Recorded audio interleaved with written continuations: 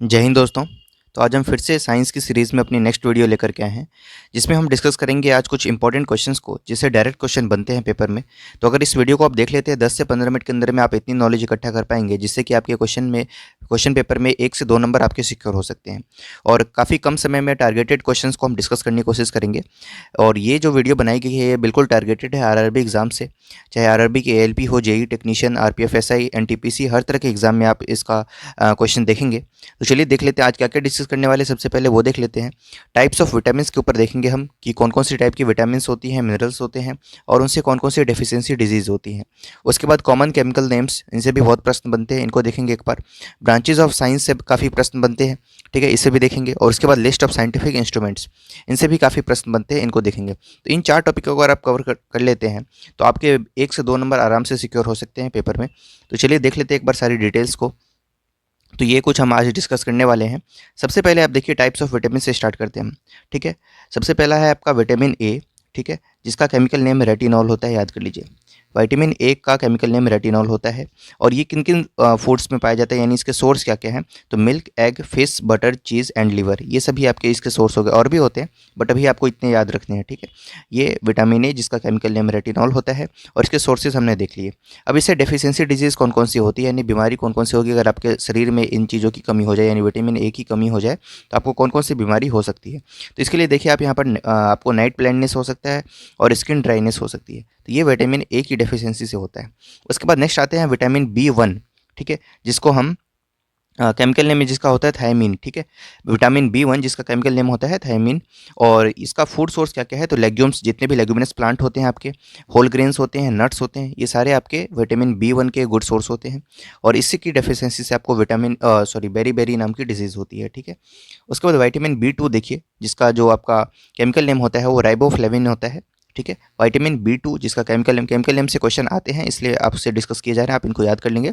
Riboflavin इसका chemical name होता है। सोर्सेज की बात करें तो एग्स, मिल्क, आपके चीज़, नट्स, ब्रेड प्रोडक्ट जितने भी हैं, उन सभी में आपका विटामिन बी 2 पाया जाता है, ठीक है।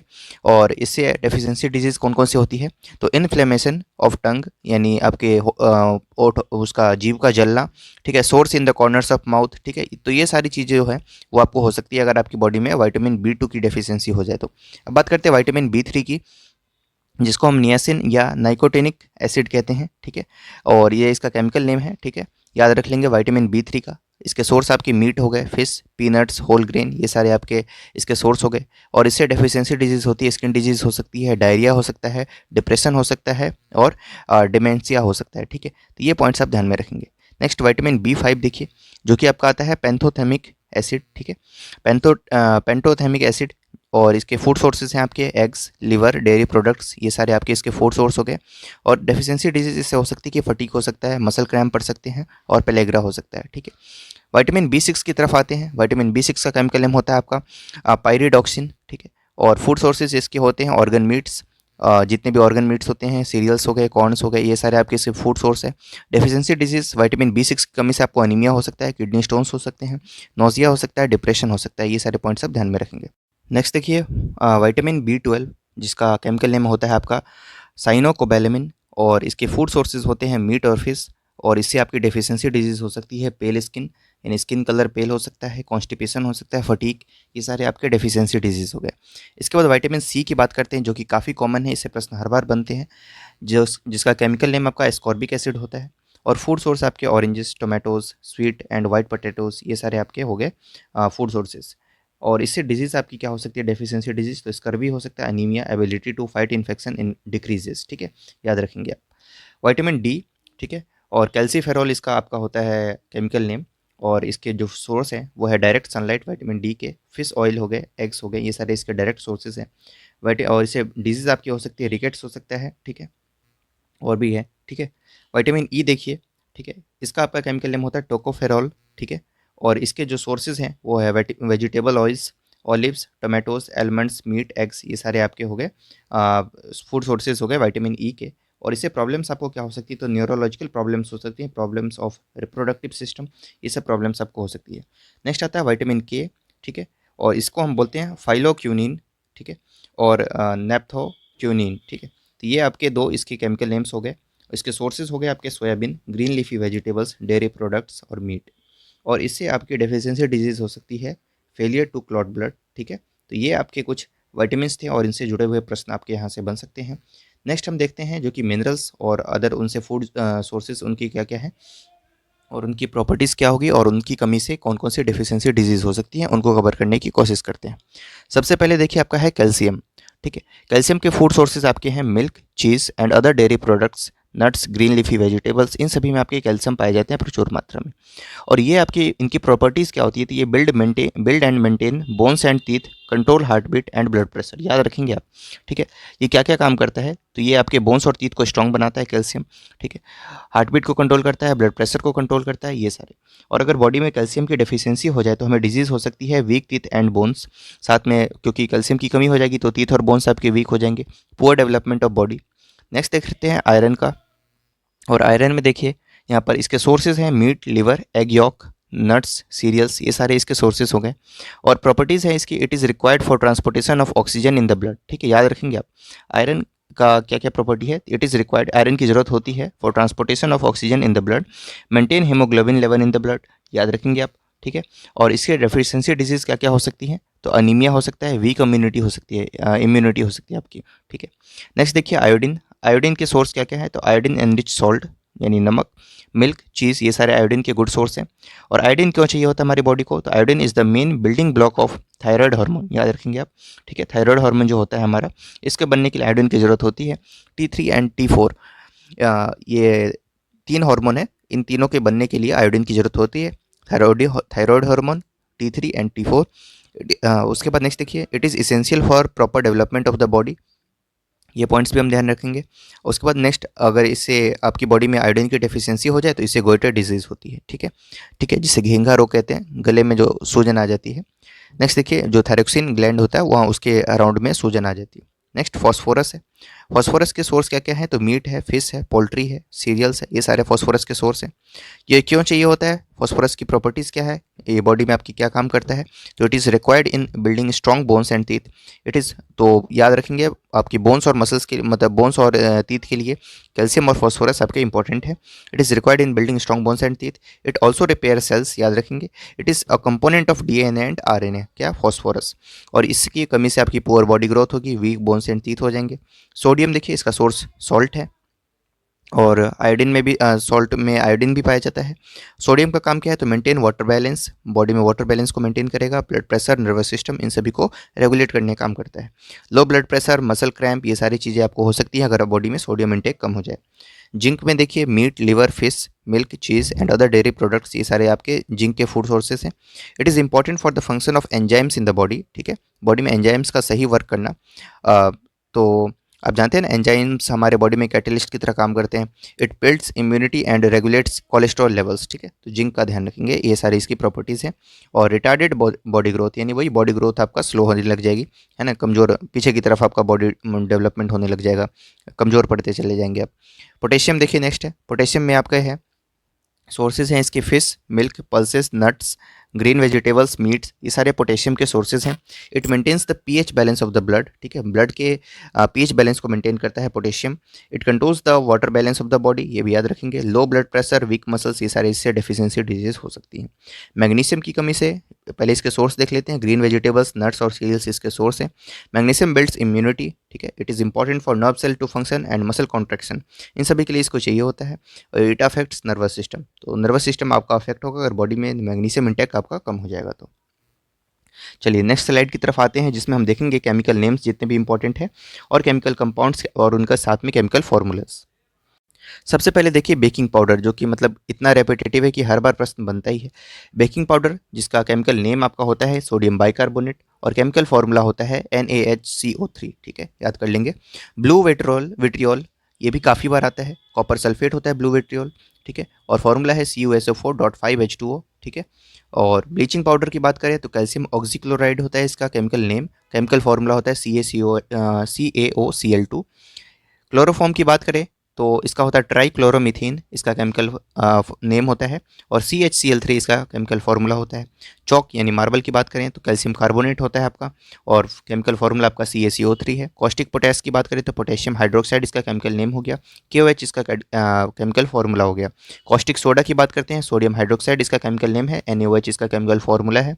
ड्राई आइस की बात करते हैं, सोडियम कार्बन डाइऑक्साइड होता है, और ये CO2 आपका सॉलिड कार्बन डाइऑक्साइड होता है, और CO2 आपका ड्राई आइस होता है। ठीक है, याद रखेंगे, ये बहुत बार आता है ड्राई आइस का। एप्सम की बात करें, है ना, इप्सम और जिप्सम दोनों ही आते हैं। इप्सम आपका मैग्नीशियम सल्फेट होता है MgSO4, और जिप्सम होता है कैल्शियम सल्फेट CaSO4। ठीक है, और .10H2O। ठीक है, ये जिप्सम हो गया आपका। ग्रीन विट्रियोल की बात करें तो फेरस सल्फेट होता है आपका FeSO4। हैवी वाटर की बात करें तो ड्यूटेरियम ऑक्साइड D2O आपका हैवी वाटर कहलाता है। विनेगर एसिटिक एसिड इसका केमिकल नेम है, CH3COOH आपका इसका केमिकल फार्मूला हो गया। वॉशिंग सोडा सोडियम कार्बोनेट होता है, Na2CO3 इसका केमिकल फार्मूला हो गया।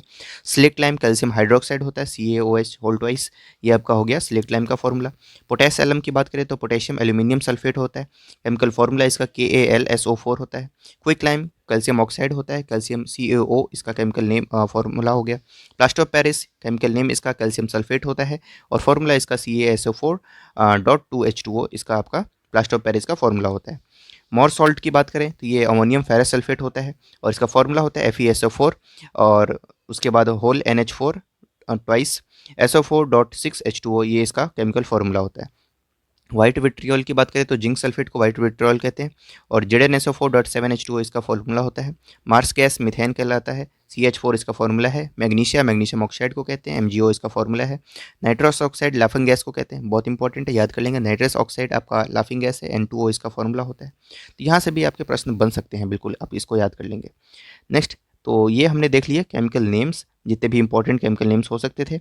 उसके बाद आप देखिए, इधर आ जाते हैं अभी हम कुछ इंपॉर्टेंट इंस्ट्रूमेंट्स को अब देख लेते हैं। ठीक है, इनसे भी आपके प्रश्न बनते हैं। ठीक है, पेपर में बनने के चांसेस हैं प्रॉपर। तो लिस्ट ऑफ साइंटिफिक इंस्ट्रूमेंट्स देखिए, सबसे पहले an instrument used in aircrafts for measuring altitudes.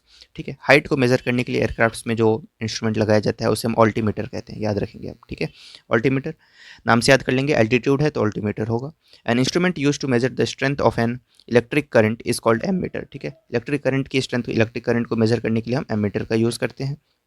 उसके बाद देखिए, an instrument to measure the speed direction and pressure of the wind. ठीक है, विंड के स्पीड डायरेक्शन और प्रेशर को मेजर करने के लिए एनीमोमीटर हम यूज़ करते हैं, काफ़ी बार पूछा जाने वाले प्रश्न है। ठीक है, उसके बाद देखिए, an instrument use to measure difference in hearing is called. ठीक है, डिफरेंस इन हियरिंग, इसको सुनने के लिए हम किस इंस्ट्रूमेंट का यूज़ करते हैं, तो ऑडियोमीटर का इस्तेमाल करते हैं। An instrument to measure atmospheric pressure, atmospheric pressure और विंड इस दोनों में कंफ्यूज नहीं होना है। एटमॉस्फेरिक प्रेशर को मेजर करने के लिए हम बैरोमीटर का इस्तेमाल करते हैं, जबकि विंड की स्पीड डायरेक्शन और प्रेशर को मेजर करने के लिए हम एनीमोमीटर का इस्तेमाल करते हैं। नेक्स्ट सिक्स्थ देखिए, an instrument use to measure potential difference between two points, दो पॉइंट्स के बीच में पोटेंशियल डिफरेंस, वोल्टमीटर, करंट के लिए ammeter. An optical instrument used for magnified view of distant objects is called binoculars. ठीक है, जो हम दूर तक की जो चीज़ें देखते हैं, ठीक है, वो बाइनोकुलर्स की हेल्प से देखते हैं। An instrument use to measure the diameters of wire tube और रॉड इज कॉल्ड कैलिपर्स। ठीक है, ये क्या होगा, कैलिपर्स। ठीक है, जो हम इस्तेमाल करते हैं। नेक्स्ट देखिए, an instrument use to measure quantities of heat is called, है ना, कैलोरीमीटर। सही आंसर इसका क्या हो जाएगा, कैलोरीमीटर, क्योंकि यहाँ पर क्वांटिटीज ऑफ हीट की बात की जा रही है, तो कैलोरीमीटर सही आंसर है। An apparatus use for charging air with petro vapours in an internal combustion engine is called carburettor. ठीक है, सही आंसर क्या हो जाएगा, कार्ब्यूरेटर इसका करेक्ट आंसर हो जाएगा। 11वां देखिए, जो कि है an instrument use for measuring the temperature of human body is called thermometer, हम सभी जानते हैं। A device which converts mechanical energy into electrical energy is known as dynamo. Next है, an instrument use for measuring electrical potential difference is called electrometer. और next 14th है, an instrument use for detecting the presence of electric charge is called electroscope. 15th देखिए, an instrument use for measuring electric current is called galvanometer, बहुत important है, काफ़ी बार आता है। An instrument use for measuring electric current is called galvanometer. ठीक है, next देखिए, उसके बाद हम आते हैं, यहाँ पर हमने 15 तक देख लिए हैं। 16th देखिए, जो कि है आपका N instrument use for measuring depth of the ocean, जो कि होता है फैदोमीटर। क्या होता है, डेप्थ ऑफ ओशन मापने के लिए फैदोमीटर का इस्तेमाल करते हैं। अगला देखिए जो कि है an instrument used for relative density of liquids is called hydrometer, ठीक है। An instrument used for relative density of liquids is called measuring relative density of liquids is hydrometer. An instrument used for relative density of milk is lactometer. An instrument used for magnified view of very small objects is called microscope, ठीक है। काफ़ी छोटे object के लिए microscope का इस्तेमाल होता है। An apparatus used in submarines for viewing object lying above the eye level of the observer is called periscope, ठीक है, याद कर लेंगे। An apparatus used in submarines for viewing objects lying above the sea level या eye level above the eye level of the observer is called periscope. An instrument used for comparing the luminous intensity of two sources of light is called photometer, ठीक है। Next देखिए 22वां, an instrument use to measure high temperature is called pyrometer, काफ़ी important है, 22वां याद कर लीजिएगा। An instrument use to measure high temperature is called pyrometer. An instrument use to measure rainfall is called rain gauge, ठीक है। Rain gauge आपका इस्तेमाल होता है रेनफॉल को मेजर करने के लिए। 24वां देखिए, an instrument used for recording the intensity and origin of earthquakes socks is called seismograph, ठीक है।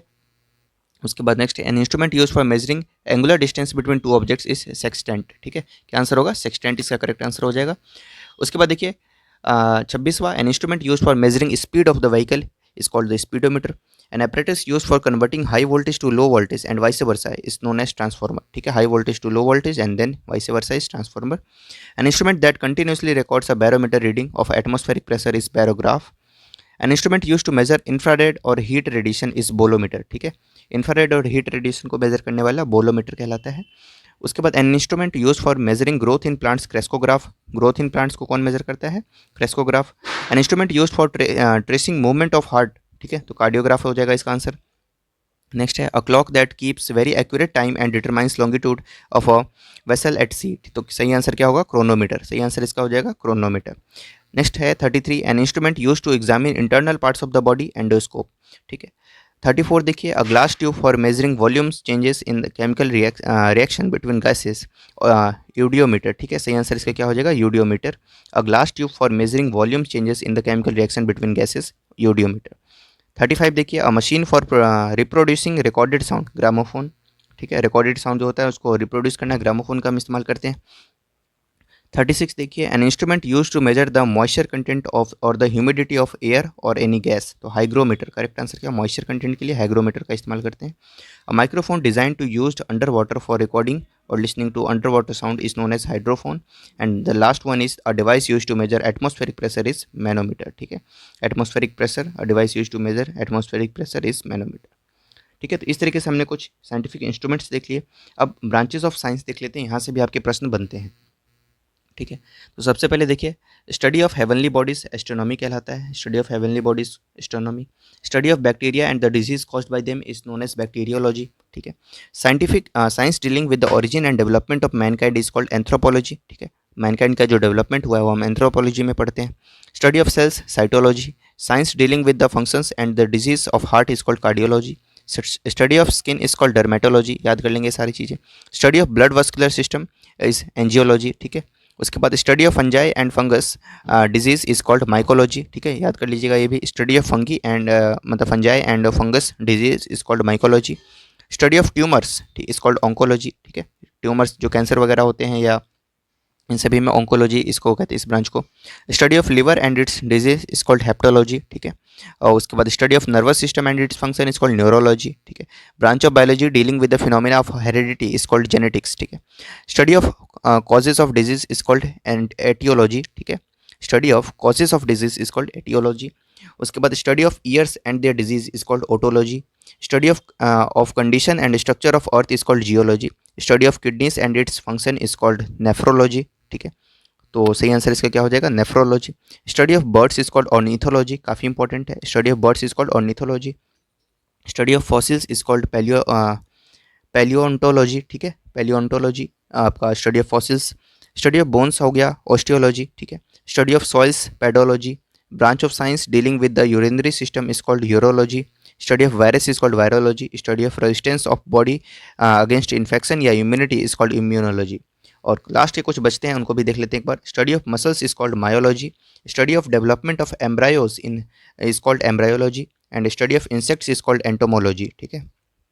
उसके बाद देखिए study of female reproductive system is called gynaecology. उसके बाद study of production of 3 dimensional large image using laser is called holography. ठीक है, study of production of 3 dimensional image using laser is called holography. Study of snakes is called serpentology। ठीक है, उसके बाद production of raw silk bye rearing of silk worms is called sericulture. काफ़ी बार पूछा जाने वाला प्रश्न है, याद कर लीजिएगा इसको। ठीक है, उसके बाद study of algae is called as psychology. ठीक है, उसके बाद सॉरी वही phycology. Study of disease symptoms cause and remedy is called pathology. Study of serum is called serology and the breeding rearing and transportation of fish is called pisciculture. And then last है study of eyes and its disease is called known as ophthalmology. ठीक है, ऑफ्थेमोलॉजी इसका correct answer हो जाएगा। तो इस तरीके से इन जगहों से आपके प्रश्न बन सकते हैं। तो ये वीडियो आपको कैसी लगी आप बताएंगे कमेंट सेक्शन में। थैंक यू सो मच ये वीडियो पूरा देखने के लिए।